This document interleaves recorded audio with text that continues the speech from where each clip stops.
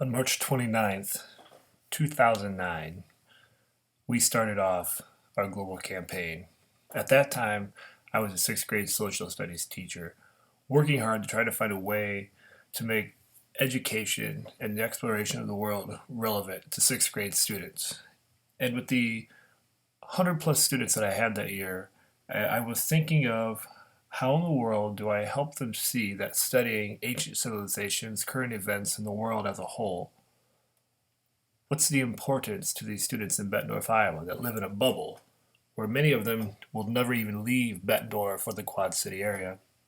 And so on March 29th, we started a communication, and I wrote my very first blog post in which we began a channel of exploration with students in Australia.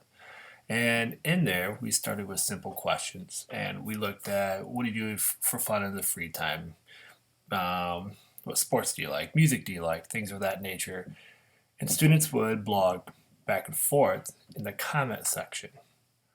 At this time, there was not a lot of tools. Not many people were doing these types of things. Not that I was innovative by any measures, but you can see quickly the flaw in the system in which over 200 kids are leaving comments on a blog post. It leads to quite the mess, erratic communication channels, and everything else. But it was exciting, and it was an important moment in education for myself as an educator and for the students, because here we were actually talking with kids on the other side of the world. A little bit later, we find out that our communication had to stop because they, in their school, were in the middle of a brush fire that was sweeping through their area and led to some pretty devastating times. And so, fast forward 7 more years in 2016, and here I am as an instructional coach at a school where I'm able to help teachers and students who are building amazing projects for project-based learning that has to have an authentic and real audience. And since that time, as I migrated from the social studies teacher to a talented and gifted into this role as coach, we have literally communicated, talked with, and networked with people and students and experts all over the world. What I like about Skype is that we always tell people the world's at your fingertips. For many people, this simply isn't true, or they don't think it's true. A tool like Skype allows this to happen. It has removed the barrier where anybody and anywhere in the world who does have internet is able to connect and reach out with experts, with others, with other like-minded people, and get and find the information that they need. And there's a true power in a face-to-face.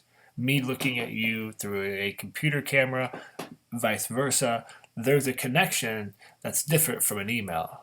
There's a connection that's different from maybe just listening to the audio. Actually be able to see facial expressions, to see the excitement, and to see the confusion as you try to work through cultural barriers. It all makes it real. It makes learning relevant. It allows people to be people.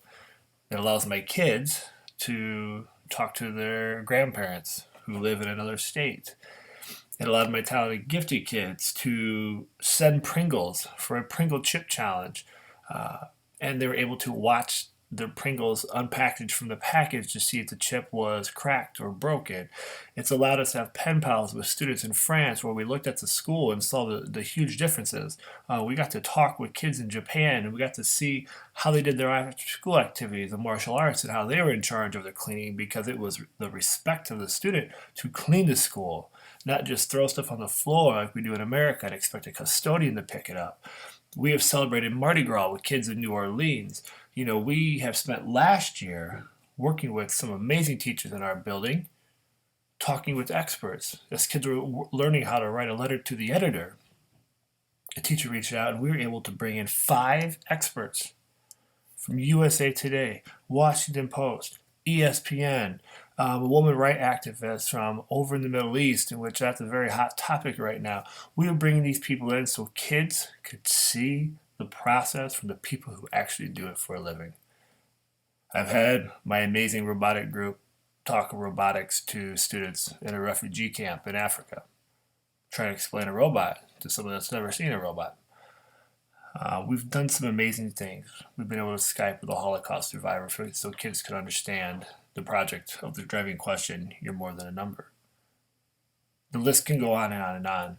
But at the end of the day, the power of Skype and why I believe that we should be continuing to explore these tools is that the world is full of amazing people who are willing to help, educate, inform, and make an impact in the lives of many kids and teachers through Skype for free, because that's what it's all about.